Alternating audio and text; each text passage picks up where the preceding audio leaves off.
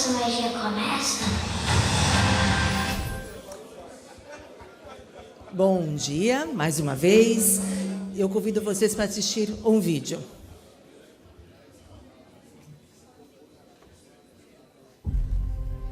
Abra seus olhos.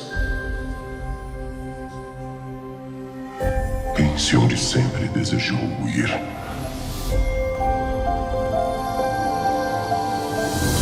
Então é aqui que a nossa magia começa?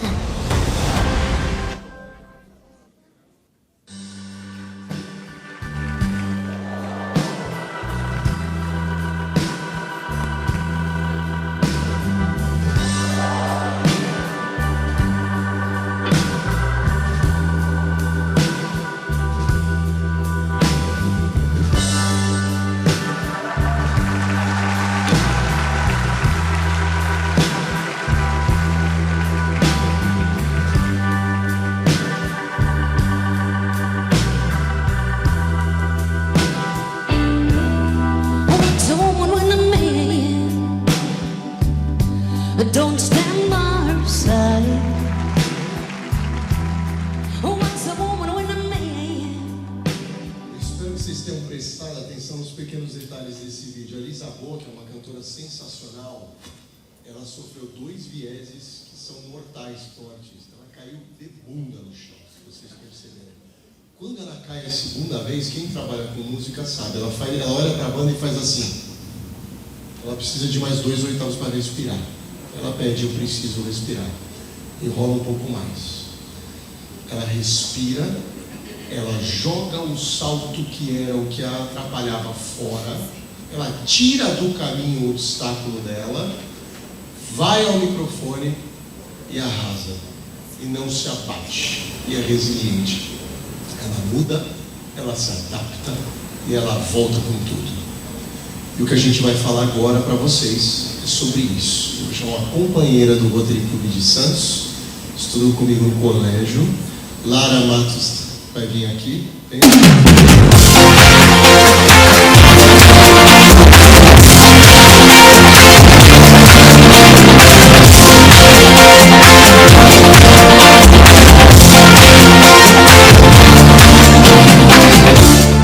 Para expor o tema adaptação e mudanças, vamos ampliar o nosso impacto.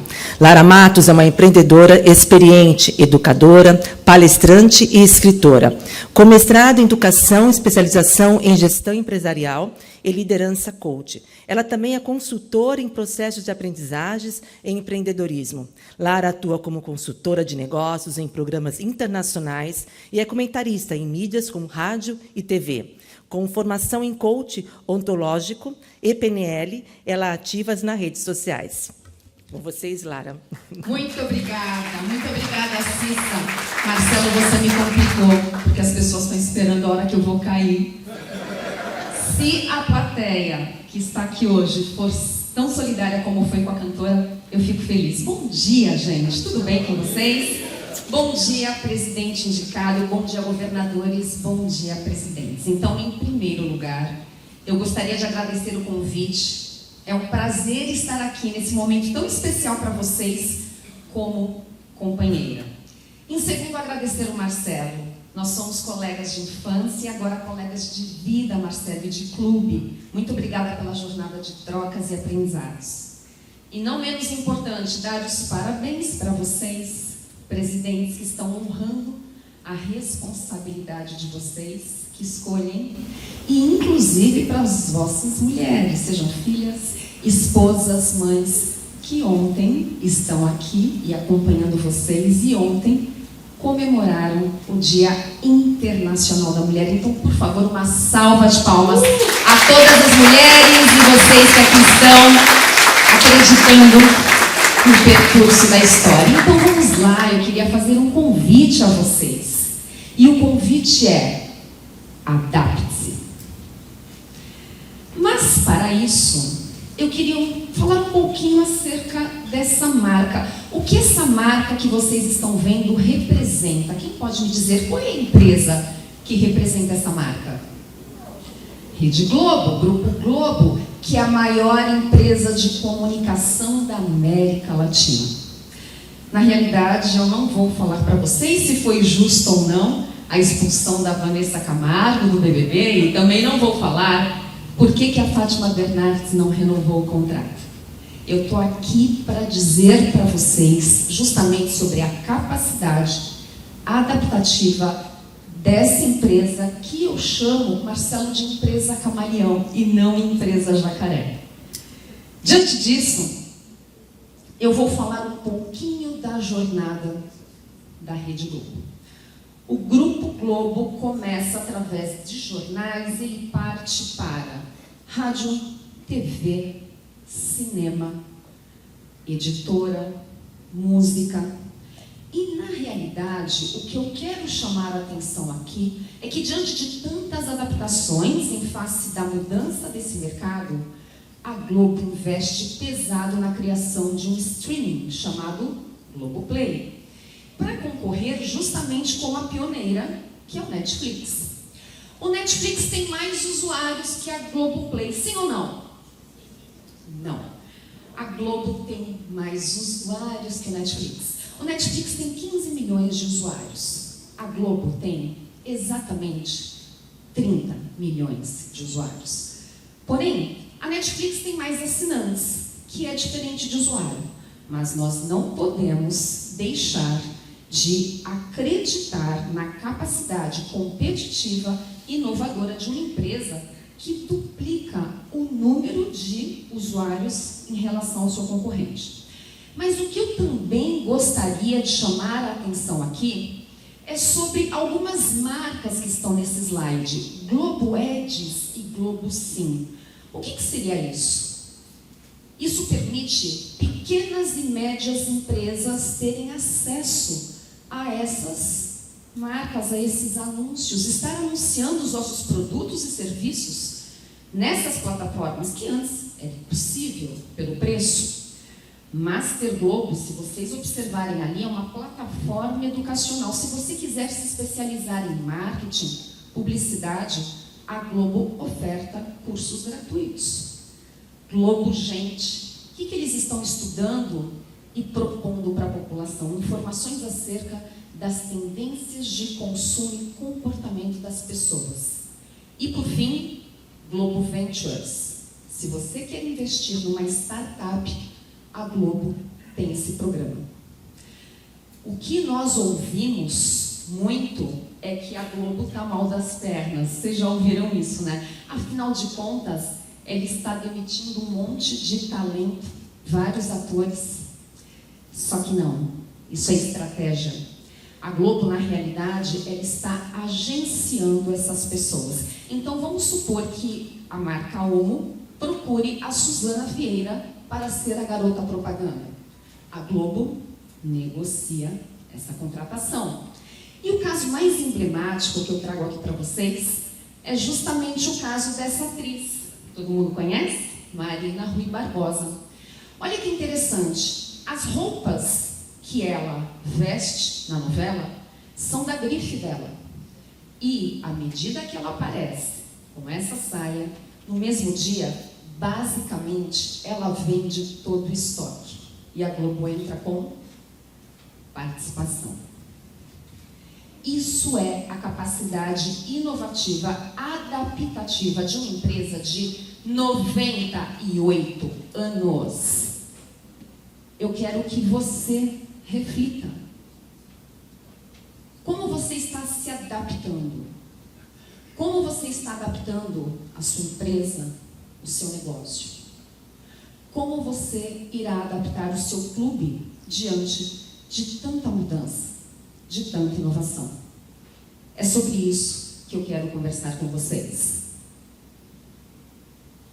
Bem-vindos à palestra Adapte-se ou Morra. Quais os desafios das organizações e pessoas nesse novo contexto econômico e tecnológico? Quem nunca brincou de Atari e usou esse joystick que tinha apenas um bastão? Quem lembra, pessoal? Para frente, para trás, para um lado e para o outro. Era muito fácil. Na realidade, talvez um pouco complexo para nós naquele momento, mas hoje é muito fácil.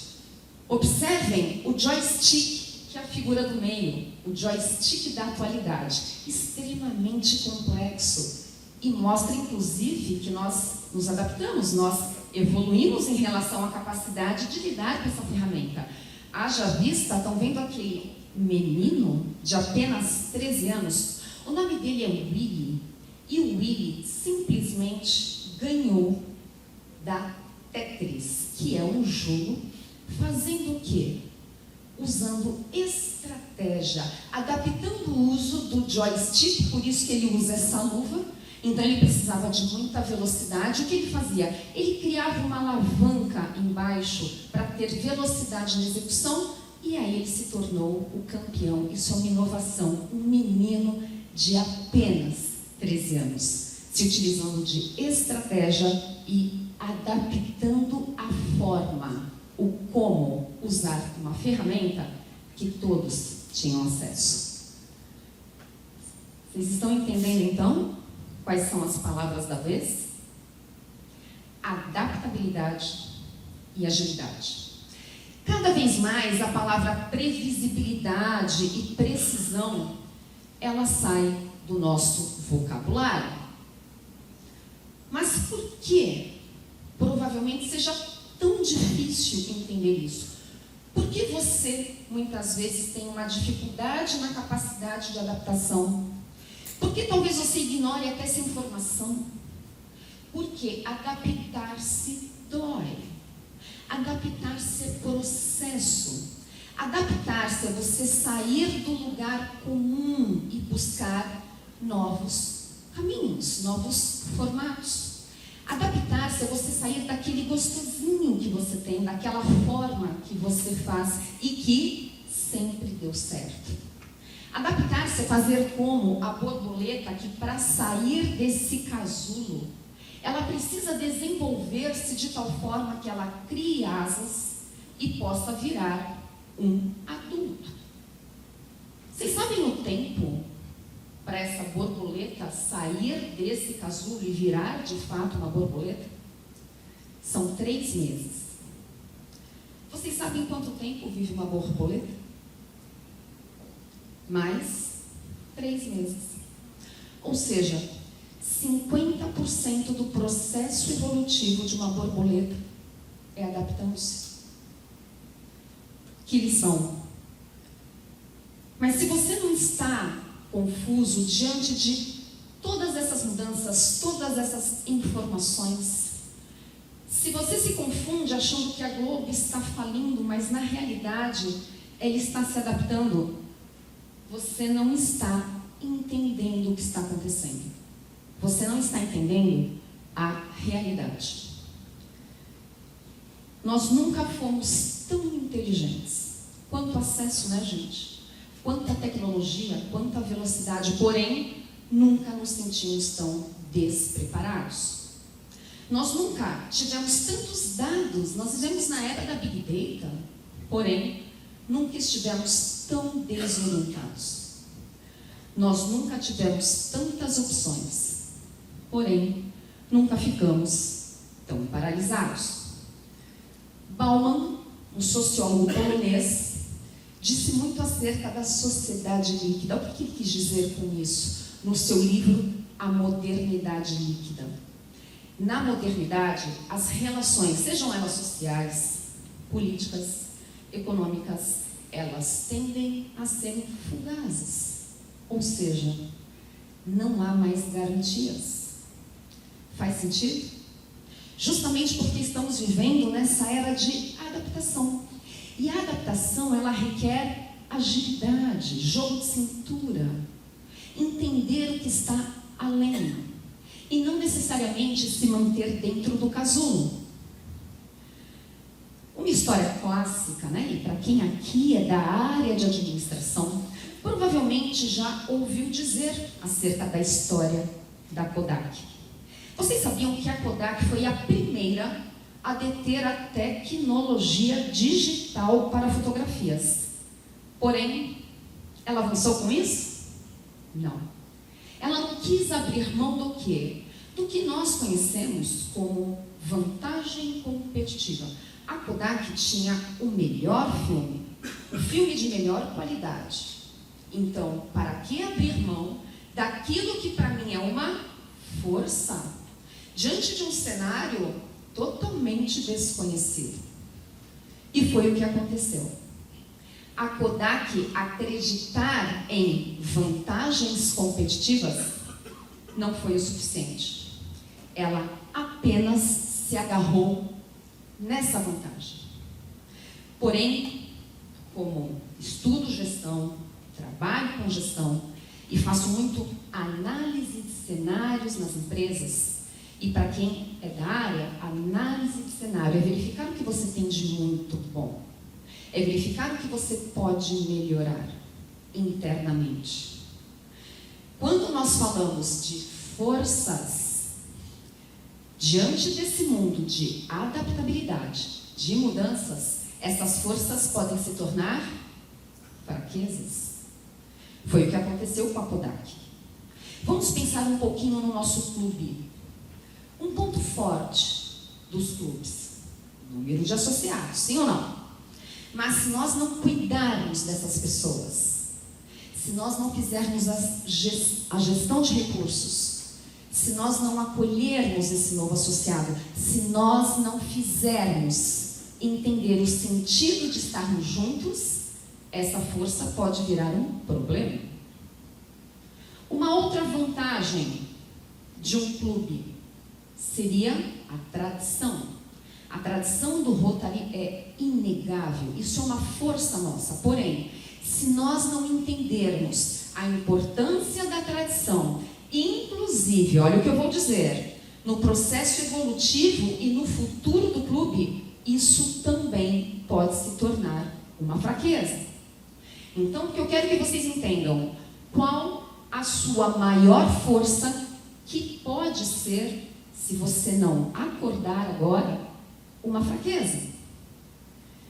Sendo assim, vamos esquecer um pouco o conceito de vantagem, porque vantagem é algo sustentável, perene. A Kodak falou, não, eu não abro mão do meu filme de qualidade. Por isso que o que era força virou uma fraqueza. Lara, mas se eu não falar de vantagem, eu falo do quê? Vamos falar de licença. É uma mudança de palavra, mas que diz muito, porque a licença, ela tem começo, meio e fim. E à medida que ela se esvai, eu tenho uma outra licença que conversa com o contexto e tem começo, meio e fim. Quando eu penso em vantagem, eu penso em algo que não muda, mas nós não vivemos mais nesse contexto. Quando a gente fala de licença, eu falo de dinamismo, eu falo de volatilidade, que Bauman já disse isso, quando entendeu que nós vivemos numa modernidade líquida. Sendo assim, eu tomo licença para explicar para vocês um conceito muito simples, que é o conceito da pirâmide das licenças. E aí eu vou fazer analogia com uma empresa. Toda empresa, para acontecer, ela precisa basicamente de 3 licenças. A primeira delas é a licença para operar. Segunda delas, licença para competir. E terceira é a licença para vencer. Olhando aqui embaixo, licença para operar é a fundação. É aquilo que garante o funcionamento do seu negócio. No nosso clube, o que garante? A tradição. Ela é o fundamento. Ela é a base. E essa é a nossa licença para operar. Mas quando nós falamos da segunda licença, é a licença para competir, ou seja, a empresa precisa de elementos-chave, mas esses elementos igualam as empresas entre os seus concorrentes. Exemplo, do nosso clube, número de membros, dia das reuniões, formato das reuniões. E por fim, nós temos a licença para vencer. É aí que reside o pulo do gato.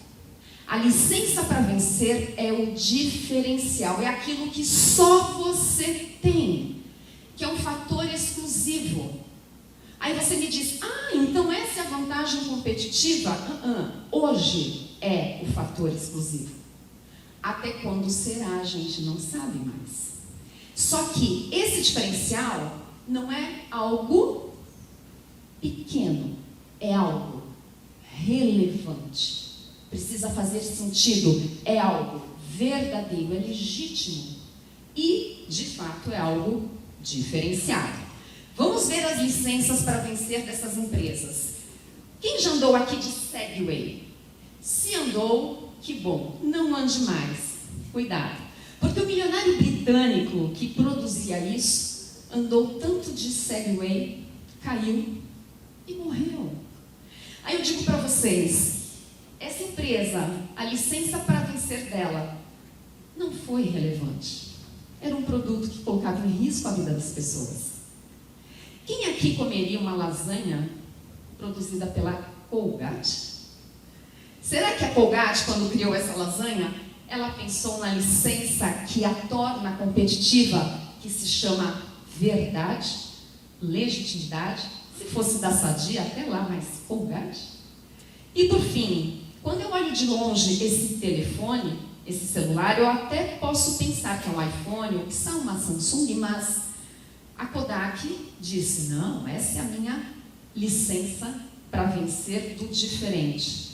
Nem tanto. Vamos comparar aqui de uma forma extremamente didática o que de fato é licença. Quando nós vamos no Burger King e quando nós vamos no McDonald's comer lá um sanduíche, nós vamos por algum motivo. Na realidade, olhando lá embaixo, licença para operar, todas elas têm cadeia de suprimentos e custo. Isso, pessoal, talvez elas consigam com os mesmos fornecedores e com as mesmas condições. Logo, isso não as diferencia. Mas à medida que eu vou subindo, a licença para competir, staff e posição geográfica. Quem é que sai na frente? Quem tem o melhor time? Quem é que sai na frente? Quem está mais bem localizado geograficamente falando?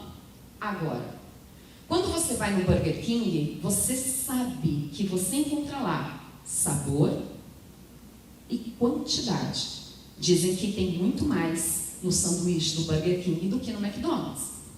Mas quando você vai no McDonald's, você sabe que você vai pela afinidade, pela relação, pelo McLanche feliz para o seu filho, pelo palhaço. Isso é muito claro para nós. Essa é a licença para vencer. É esse o diferencial que está marcado na mente de quem consome, de quem usa. Porém, são licenças. Ou seja, tudo pode estar perdido. Mediante o quê? Uma mudança tecnológica, uma disrupção. E aí o que a gente vai ter que fazer? Criar uma nova estratégia. Gestores, líderes, somos estrategistas. Sabe por quê? Porque toda estratégia, ela ruma para a mediocridade. Então, o seu concorrente chega lá, logo você precisa escalar uma nova estratégia.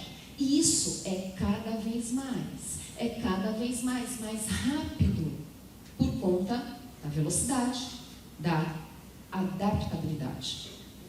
Sendo assim, precisamos estar mais atentos.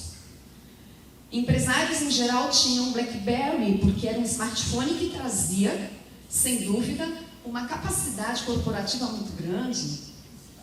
Quem tem um BlackBerry aqui? Provavelmente ninguém, porque a licença foi expirada. Não tem mais. Aqui ao lado nós temos um iPhone. Qual é o último número? 15, né? Quando virar o 16? 17? 18? 17 já não tem?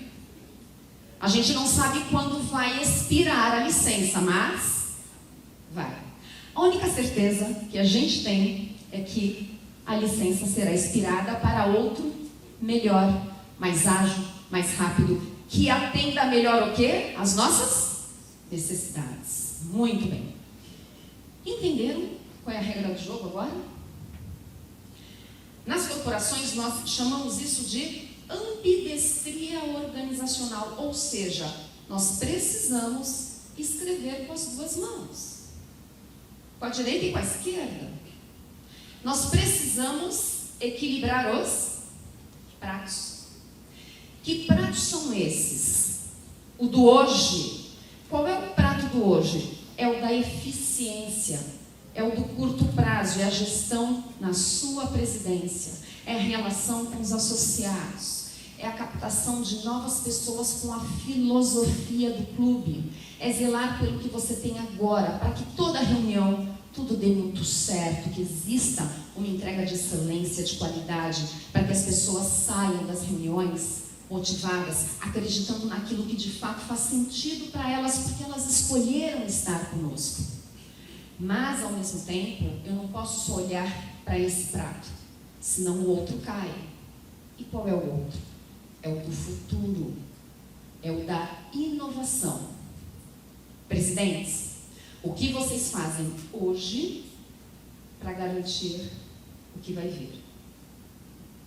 Qual é a estratégia que vocês vão adotar agora para sustentar o prato do futuro? Mas uma coisa importante, não é fazer o que já está sendo feito, é fazer diferente. Esse é o desafio. Ninguém tem a resposta. A única maneira de combater o que se tornará obsoleto é a renovação contínua. Contínua. É todo dia. É o 1% que você evolui de forma sistemática. Não dá para se distrair. Piscou o olho, mudou. Como eu disse, o que nos trouxe até aqui não vai nos levar adiante. Sabe por quê? Porque o contexto é outro. E aí eu preciso estar muito atento ao contexto. O que aconteceu, ou seja, o que eu aprendi, o que eu faço com esse aprendizado hoje, o que eu preciso observar que está acontecendo de forma diferente e como de forma estratégica eu vou me preparar para o futuro. Que legado como presidente eu vou querer deixar? É o olho aqui e o olho lá. Que possamos liderar o nosso próprio processo de destruição. E a destruição aqui não é necessariamente algo negativo. É só lembrar da foto do casulo, de onde sai a borboleta. Ela precisa destruir o local de onde ela habita para poder voar. Mas para isso, a gente tem que entender quais são as maiores competências da liderança. Eu, como líder agora, assumindo essa responsabilidade, tendo essa representatividade no meu clube, que competências que eu preciso estar atento para que eu consiga, Lara, fazer jus, inclusive, ao que você está trazendo como uma capacidade inovativa? Em primeiro lugar, líderes, olhem para vocês. Tudo começa daqui de dentro. Uma liderança precisa ter basicamente 3 pontos. Primeira delas, disciplina. Segundo, foco. E terceiro, persistência. Disciplina para quê? Para fazer a parte chata do trabalho. Que tem, claro que tem. Para toda liderança tem o que é muito bom e o que não é. Disciplina não é fazer aquilo que você gosta todos os dias. Disciplina é fazer aquilo sistematicamente que você não gosta ou não quer. É comportamento. Além disso, foco. Foco, eu vou trazer uma outra palavra que eu gosto bastante, é o trade-off. Para toda escolha existe uma renúncia. Vocês estão renunciando a algumas coisas para serem presidentes. Tempo com família, às vezes o tempo na empresa, mas para uma escolha que vocês julgam fazer sentido, está valendo para vocês. Não se distraiam, foco é fundamental. E por fim, persistência. Eu sou uma pessoa persistente no momento duro, No momento que você precisa, naquele momento que você está prestes a jogar a toalha, é aí que a persistência tem que acontecer. Mas não basta você olhar para você. A liderança só existe se tivermos pessoas para liderar. É uma dança conjunta. Ninguém vai dançar sozinho na pista, você quer um par. E quem é esse par? É o seu time. Tudo isso só está acontecendo aqui hoje porque eu ouvi do nosso querido Marcelo. Aqui tem um time. E quando a gente fala de time, a gente fala de comunicação, escuta e empatia. Comunicação não é necessariamente o que você fala, é como você fala. Na comunicação, a forma é mais importante do que o que. O como é mais importante do que o que. Escutativa. Escutem as pessoas que fazem parte do seu time. Talvez eles tenham mais informação que você. E sabe por quê? Porque eles estão olhando de outro lugar. E por fim, coloque-se no lugar das pessoas. Você pode até não concordar, mas como líder, o seu papel é entender. E por fim, o líder pela empresa, pelo clube, estratégia, análise e aprendizado. Como eu disse para vocês, nós precisaremos sim, a partir de agora, diante de tantas mudanças, pensar nas estratégias. Para quê? Para a gente construir um presente memorável, que é o aprendizado, visando lá na frente, o futuro. Para onde nós estamos olhando, então? Diante de tudo que eu trouxe para vocês, vamos pensar. Para onde estamos olhando? E o que eu não estou vendo? O que talvez eu não esteja vendo? Quando eu mostro essa figura aqui para vocês, quem vê uma lady, uma moça? Quem vê uma senhora? Tem gente que tem dificuldade, não conseguiu ver a senhora e muito menos a moça. O que significa isso? Sob uma mesma questão, nós podemos ter vários pontos de vista. Tem coisas que você acha que é, mas talvez não seja, entendeu? Ou, num mundo de ambidestria, pode ser tanto a moça como pode ser a senhora. O que está errado aqui? Nós temos 3 triângulos. Berries in the spring, ons in a lifetime, birds in the hand. Qual o triângulo? Onde está o erro? No meio? Dou-lhe uma? Dou-lhe 2? Vocês estão procurando o erro, talvez, do inglês. Está tudo certo, mas berries in the spring. É óbvio, né? Não. Bird in the hand está correto. Once in a lifetime também está correto? Não. Once in a lifetime também tem 2 As. E o bird? In the. Os 3 estão errados. Até eu me confundi. Não é óbvio. Não é óbvio. Ou seja, para onde nós estamos olhando? Talvez vocês estejam entrando com muitas certezas, e elas são válidas, afinal de contas, vocês sabem onde vocês estão pisando, mas cuidado com isso. O que eu quero trazer para vocês é, percepção não é um processo passivo, pessoal. Liguem o radar. Para você poder criar as estratégias, inovar, manter o presente, o que foi construído até então, e pensar no futuro, nós precisamos estar atentos. As empresas que foram cases de sucesso, elas não se preocuparam com a forma. Elas se preocuparam com o porquê. Quem já não ouviu Steve Jobs dizendo: nós fazemos o que fazemos porque queremos mudar o mundo através de um PC individual para cada um. E ele mudou o mundo. Mas quando você vê a propaganda de uma Dell, ela diz: nós vendemos computadores com processador Ultra Mega Blaster. Você compra de quem pensa no porquê ou de quem na realidade está se preocupando com a forma, com o quê? A gente está aqui não pelo o quê, a gente está aqui pelo porquê. fechar, quem olha para fora sonha. Quem olha para dentro acorda. Essa frase de Jung. E aí eu peço gentilmente que vocês fiquem de pé, por favor. E aproveitem para olhar o parceiro que está do vosso lado, do seu lado direito e do seu lado esquerdo, e o parabenize por fazer a melhor escolha, estar no desafio como presidente do Rotary Club. Rotary, rumo ao futuro, muito obrigada!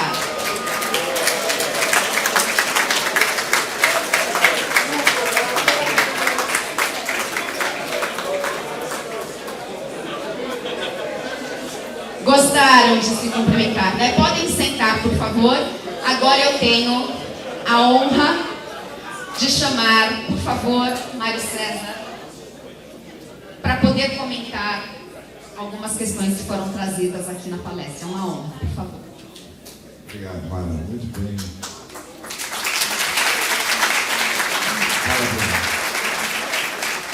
É o que eu falei, o Rotary é uma escola, né? Mesmo o presidente indicado aprende. Essa frase do Jung eu vou roubar.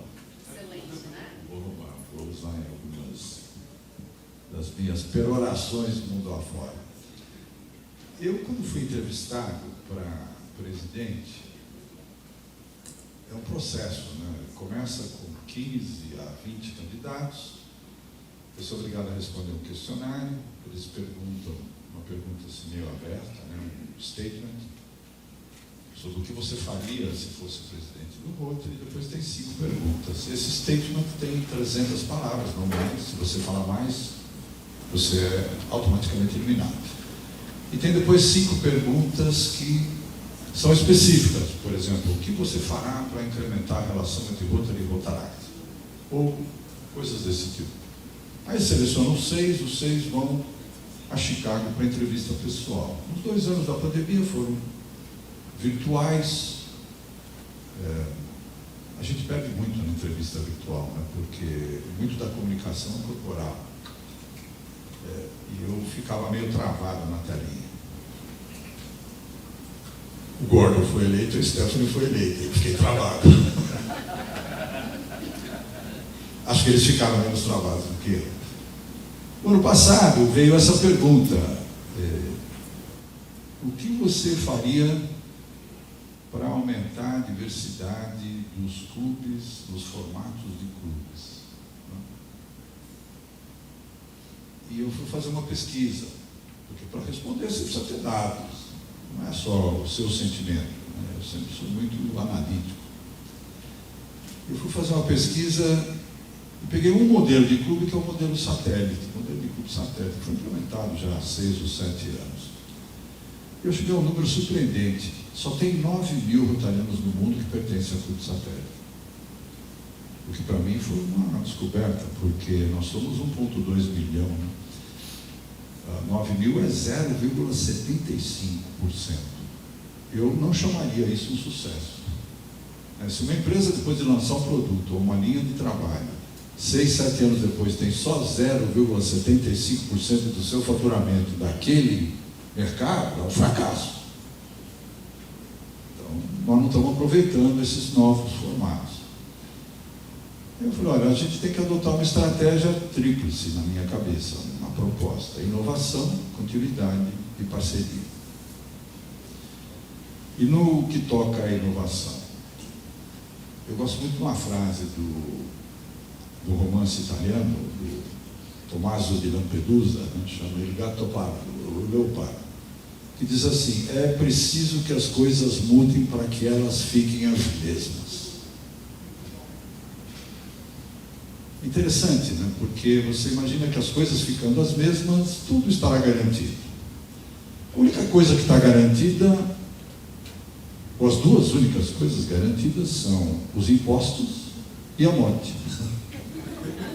Não necessariamente nessa sequência. Nada está garantido no mundo atual. Nada, nem mesmo o Rotary. E nós temos que migrar a nossa cabeça de 1905, quando foi fundada a instituição, para 2025, 120 anos depois. O ambiente é totalmente diverso.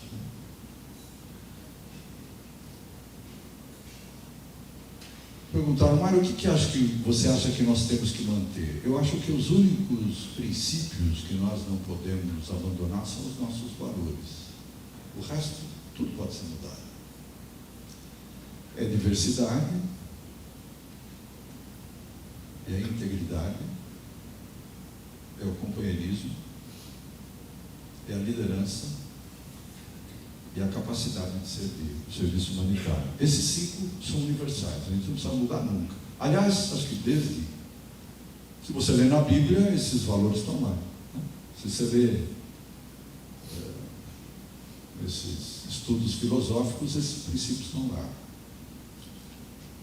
Por que a gente não adota formatos de clube mais flexíveis?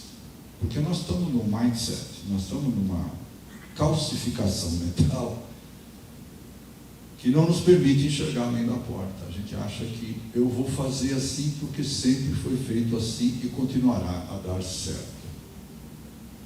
O ambiente hoje não é mais o mesmo. O Rotary, em 1905, era a primeira, talvez a segunda ONG do planeta. A primeira foi a Cruz Vermelha. Né?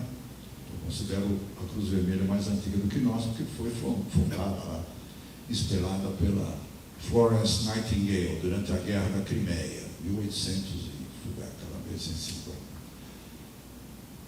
O ambiente hoje é competitivo. Nós competimos por talento. Não é fácil você trazer um homem ou uma mulher ao ambiente rotário e mantê-lo engajado, motivado, inspirado, participante. Não é fácil. Nós temos outras formas de fazer o bem à comunidade. Nós temos aí o Médicos Sem Fronteiras, né? Uma instituição altamente bem-sucedida. Para quem quer trabalhar, o que é a polícia?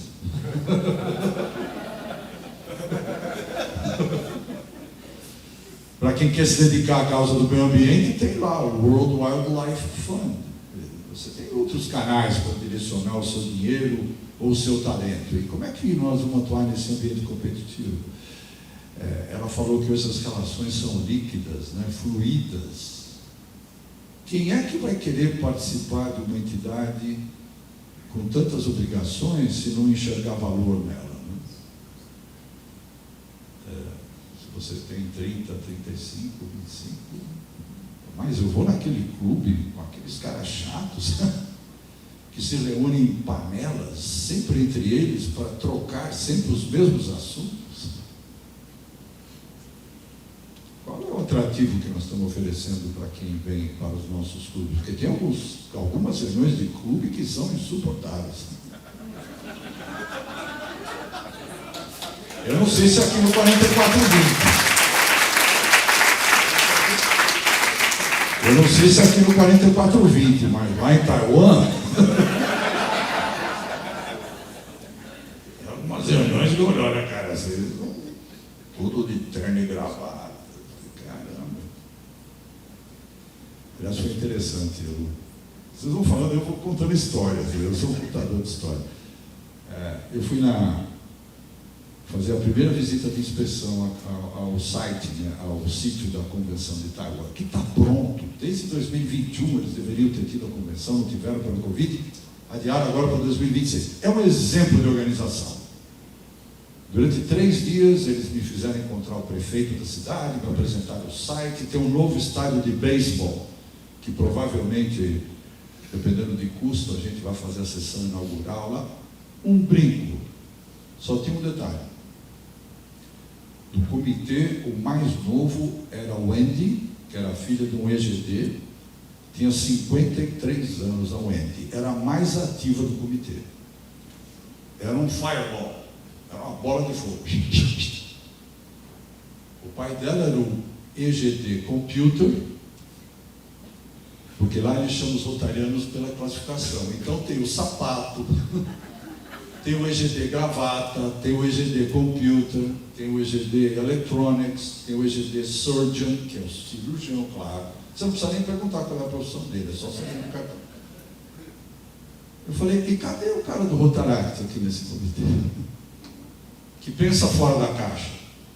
Porque todos nós aqui pensamos na mesma caixa. É de 50 a 85. E cadê o cara de 35, o disruptivo, a menina? Ou o rapaz de 30, 35 que vai dizer, não, mas que tal se nós fizermos daquele outro jeito?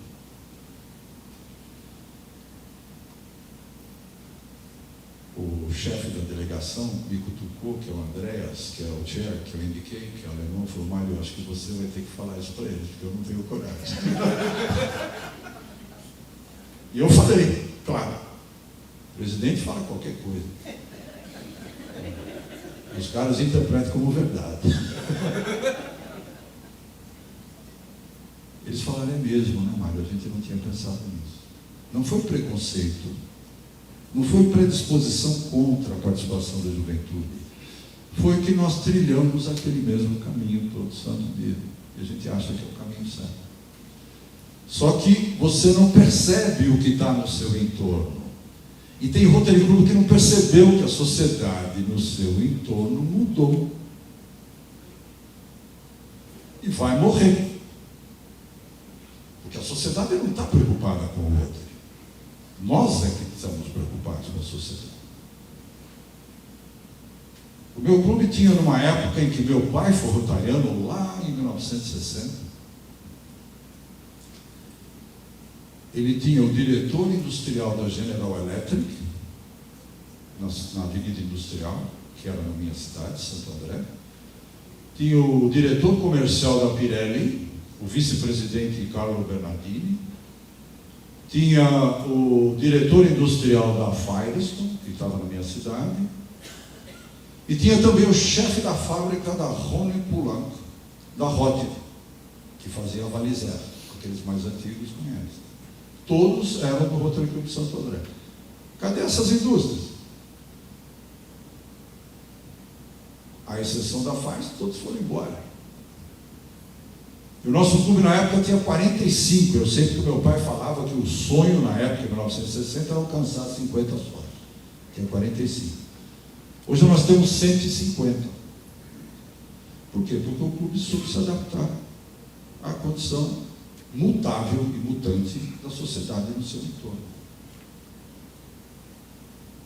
E quando eles se recusaram a adotar um clube satélite, eu falei, agora eu como diretor quero um clube satélite. Por quê? Porque eu via pela minha mulher, a Denise. Ela falou, bem, eu já fui convidada para entrar no Santo André, eu não quero. É um clube excelente, fantástico, vocês têm projetos permanentes, têm grandes líderes, 5 ex-governadores que não brigam entre si, imagina. 5 ex-governadores que não brigam entre si, são... Mas eu queria um clube do meu jeitão, com a minha cultura de servir de outra forma, outro tipo de amiga. E elas formaram o clube que é o Satélite, que hoje tem 46, né? 45, 46. Então, o Rotary tem que abrir para as pessoas que gostariam de fazer parte do Rotary, mas não querem participar de uma reunião semanal, um jantar, um palestrante. Tem outras formas da gente fazer Rotary. E eu tenho divulgado isso pelo mundo. Eu falei isso na semana passada, na Pensilvânia. Eles nem sabiam o que era clube satélite. Não tinha nem noção do que fosse. E hoje o clube satélite é um grande braço auxiliar do Santo André. Né? Elas é que motivam, cutucam, inspiram, desafiam a organização dos eventos, uma parte que elas é que fazem junto conosco. Então, é 1 e 1 igual a 3. Né? Eu acho que é a soma que multiplica o resultado. A mudança, ela é inexorável. É uma questão de aceitar.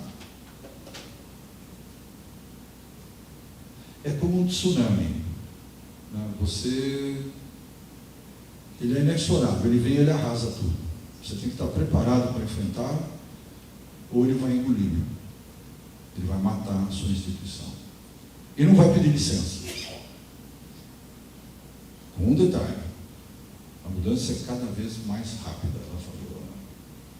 O que antes demorava 10 anos, hoje demora 2. Vocês veem o ciclo de produto? Antes a gente tinha 10 anos o StarTAC, né? Ou BlackBerry. iPhone lança 16, 17, 18, um ano após o outro. Então a velocidade da mudança hoje é exponencial, não é mais aritmética.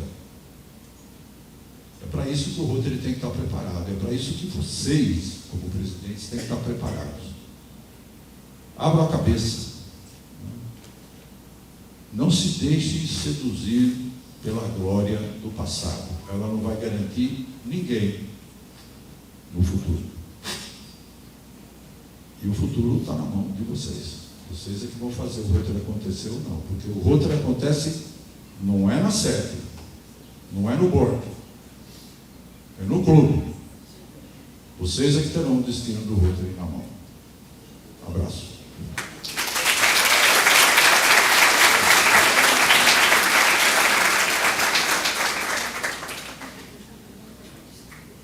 Os cônjuges estão voltando já? Bom, primeiramente, agradecer demais aí eu vou dizer palestrantes, as pessoas que conversaram com a gente essa manhã. Nós tivemos o Varela, o Watson, a Lara, o Mário, o Lelis na apresentação inicial. E esse foi o primeiro bloco do nosso PETS. Eu espero que vocês tenham já curtido e já tirado alguma coisa de útil. Algumas coisas importantes, né? A gente vai ter um almoço até as 2 da tarde, então vocês vão ter 1h30 tranquilo para almoçar.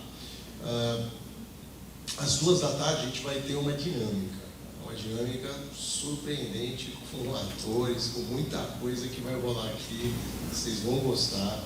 Os presidentes vão participar disso, do grupo de presidentes de jazz. E às 4 horas a gente vai ter uma apresentação, uma palestra sobre storytelling, que storytelling é uma coisa que o RI entregou muito para a gente na Assembleia Internacional, porque a gente tem que aprender a contar histórias para os nossos associados, para que eles entendam a experiência sensacional que o Rotary pode proporcionar. Nós trouxemos um cara especializado nisso, é um ator aqui da região da Baixada Santista, ele lançou um curso de storytelling. Aí eu falei, você faz uma palestra para a gente, 30 minutos? Aí ele falou, faço. A palestra é facultativa para os cônjuges podem vir também assistir se quiserem às 4 da tarde, tá bom? Então, esses são os avisos. Agora eu vou perguntar a vocês estão pelo menos gostando da trilha sonora, tá boa? Vamos dizer uma coisa para vocês. Nada é por acaso, Mário César. Tudo tem a sua razão. É o seguinte, o Ciro lançou isso, né? Ele tinha uma música dele, que tocou aí o tempo todo, né, do Journey, né, e é uma música que eu gosto demais, e virou uma marca registrada. Eu, como bom leonino, megalomaníaco, eu já criei uma playlist. O governador é rock. Vocês sabem que isso fez tanto sucesso que existe um grupo de 49 governadores do mundo que chama Trailblazers, nem o presidente sabe. São os desbravadores de caminho, que são os governadores abaixo de 50 anos. E aí eu lancei essa ideia e falei assim, eu separei mais ou menos 40 músicas que têm propósito. Algumas falam de saúde mental, algumas falam do AC/DC da abertura, que é um longo caminho se você quer rock and roll, e é o que a gente vai passar esse ano. E vários, tem os Beatles, tem a história do Paul McCartney e Larry B, que me toca muito por causa da minha falecida mãe. Todas elas têm um propósito. E eu gostaria muito de ser recebido nos clubes com alguma dessas músicas, seja em posse, seja em visita, seja em qualquer momento, que vocês escolherão o que vocês quiserem nessa playlist. Tá? Então essa playlist vai estar lá fora no QR Code, vocês podem... Ah, tá aqui. Aí. Tem duas. A nacional é que o Varela me acusou de ser xenófobo contra o próprio Brasil. Ele falou, você só põe música gringa, faz uma de nacional. Pô, e agora que eu acabei de descobrir que um dos nossos presidentes é filho do Johnny Boy do Ira, que é uma das minhas bandas favoritas, levanta a mão aí, pô. Aí, ó. O IRA é uma das melhores bandas de rock desse país, cara. Então, por favor, usem e abusem disso. E agora, para a gente encerrar a parte da manhã, é o último vídeo da manhã.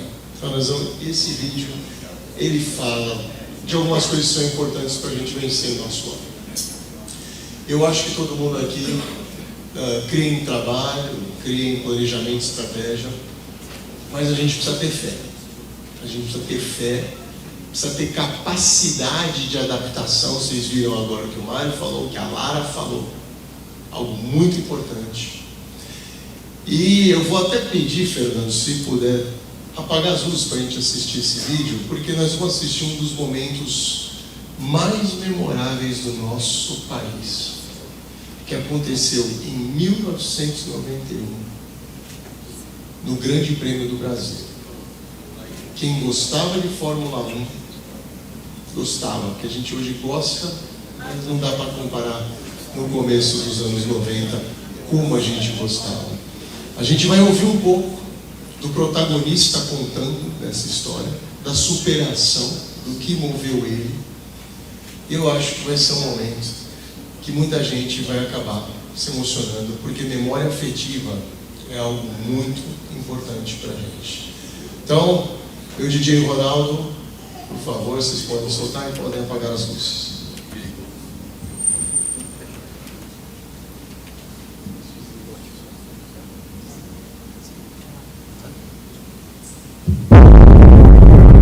As coisas começaram a se complicar de tal forma a me desmotivar, então deixar pra lá.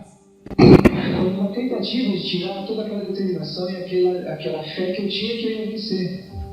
Lá vem a luz vermelha, lá vem a largada do Grande Prêmio do Brasil. E nesse momento, então, eu chamava a Deus e falava, depois de todo esse empenho, todo esse esforço, não vai ser por aí. Não vai ser porque quebrou uma quarta, ou que depois quebrou uma quinta, uma primeira. Pode quebrar. Todas as marchas vão ficar problema que a gente vai ganhar isso aí. Hoje era dia de chegar ao limite. É a oitava vez que ele tenta a vitória no Grande Prêmio do Brasil. Eu tive uma corrida mais difícil no início com problemas de pneu. E o meu problema passou a ser o câmbio. Começou a pular a quarta fora, da metade da corrida em diante. De repente, eu perdi totalmente a quarta, faltando 20 voltas para o final. E aí foi quase o fim para mim, porque eu comecei a ter um desgaste muito a mais do que eu poderia ter. E eu comecei a ter dores no pescoço, no ombro e nos braços. Balança sempre muito o carro de Senna. Ele vem para completar a volta. Agora ele perdeu tempo legal. Tá aumentando a garoa, tá aumentando a garoa. Então o Senna tem que tomar cuidado, é na ponta dos dedos, porque o pneu, além de slick, já não tem borracha. Olha como balança o carro do Senna. Olha o susto que ele levou. E aí de repente eu fiquei sem a quinta, sem a terceira, nada funcionou. E a única marcha que entrou foi a sexta. Eu tentei mudar em umas marchas e ficar em ponto morto. Aí eu coloquei a sexta e fui em sexta, as últimas 7 voltas. E aí o esforço que eu tinha que colocar para guiar, para segurar o carro no volante era maior ainda, porque o motor empurrava o carro para fora da curva, nas curvas lentas. O problema é que o motor ficava com um RPM tão baixo que não tinha potência fora das curvas. E eu procurei mudar o estilo de guiar para manter o RPM mais em cima, mas com isso eu tinha que ir mais forte em cima da curva, segurar mais ainda nos braços, literalmente no volante. E no finalzinho ainda começou a garoar, eu quase passei reto no final da box, porque sem poder trocar marcha, sem poder fazer nada, com a pista molhada quase foi tudo ali. Eu achei que não ia ganhar nas últimas 2, 3 voltas com o problema do câmbio. Então eu falei, se a ideia vai ser no grito. Aí eu pensei comigo, eu falei, pô, eu lutei tantos anos para chegar a isso, e hoje lutei tanto, vai ter que dar. Eu vou dar tudo que eu tenho, vai ter que dar e vai ter que chegar em primeiro, porque ele é maior do que todos. E ele vai me dar essa corrida depois de tudo. E foi isso mesmo, Deus me deu essa corrida e vai ter que dar. Pouco mais de 4 quilômetros, mas são 4 quilômetros dificílimos porque a pista está molhada. Seria um drama reservado no final desta prova. O Senna, a Senna, avisa, aponta. Aí vai ele. Aí vem Senna. Puxa de um lado.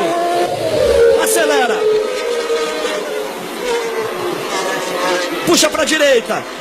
Tá chovendo. As gotas caem ali na câmera colocada no carro de Senna.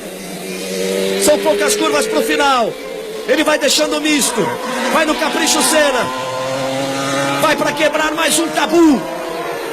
Vai para a 28ª vitória. Aí vem Senna.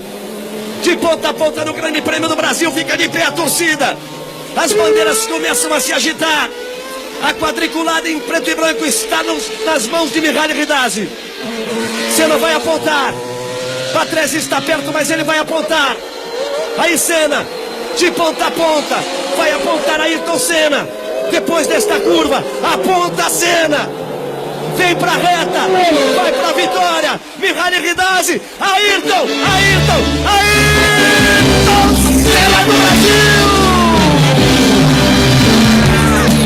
De ponta a ponta ele vence em Interlagos. Uma grande vitória de Senna. De ponta a ponta, ele vibra muito. Você Senna dentro do seu palpite.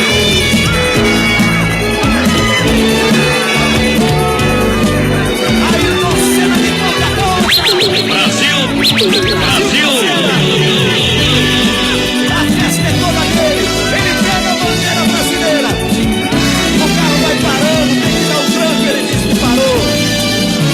Ele devolve a bandeira. Ayrton Senna pode até parar aí. Já cruzou, já ganhou. É o vencedor. Ele quebra o tabu. Finalmente consegue a vitória. Depois de tantas tentativas. O fiscal se perdeu. Começa ele a fazer a festa. O setor de Interlagos. Era tudo que se esperava. Em 88 quebrou o campo.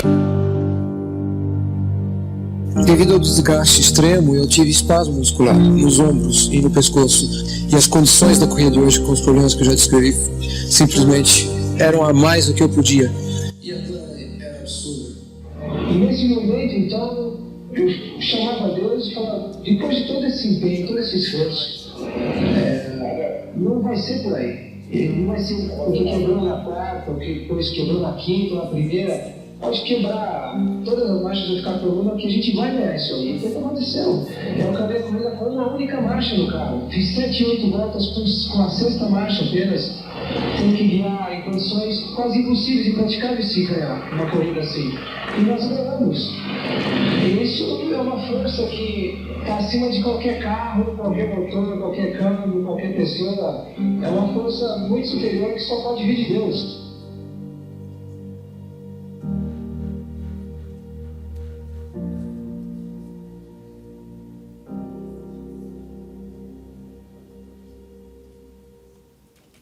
A explicação é um desejo enorme de vitória. É uma vontade que eu tenho dentro do meu alma e acredito que posso fazer.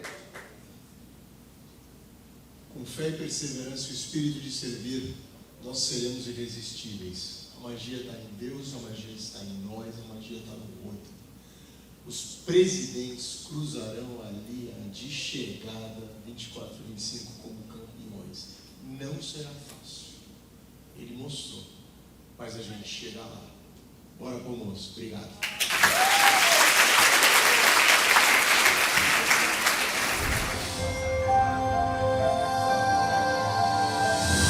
Então é aqui que a nossa magia começa?